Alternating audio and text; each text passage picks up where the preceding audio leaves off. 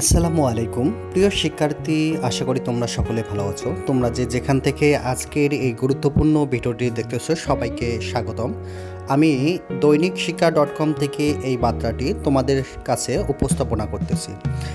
এইচএসসির ফল তৈরির প্রস্তাব যাচাই চলছে, পরীক্ষা নিয়ন্ত্রক।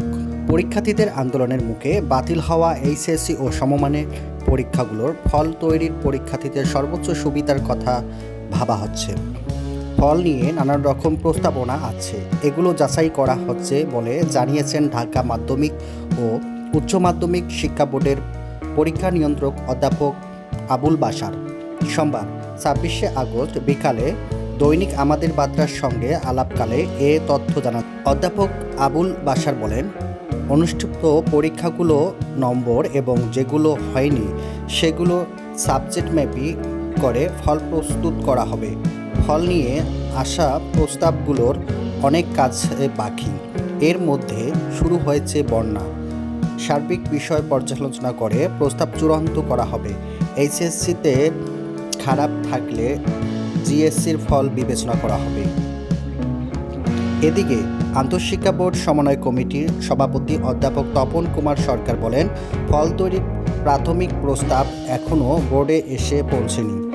এই প্রস্তাব বোর্ডে এলে যাচাই করে শিক্ষা মন্ত্রণালয়ে পাঠানো হবে। এরপর চূড়ান্তভাবে বলা যাবে কী উপায়ে এইচএসসির সমন্বিত পরীক্ষার ফল প্রকাশ করা হবে।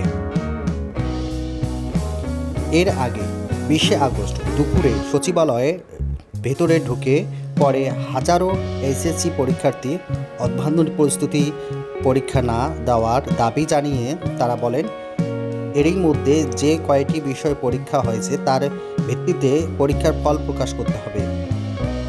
কারণ হিসাবে আন্দোলনে অনেক পরীক্ষার্থী আহত হওয়া এবং পড়াশোনার ক্ষতি হওয়ার কথা উল্লেখ করা হয়েছে।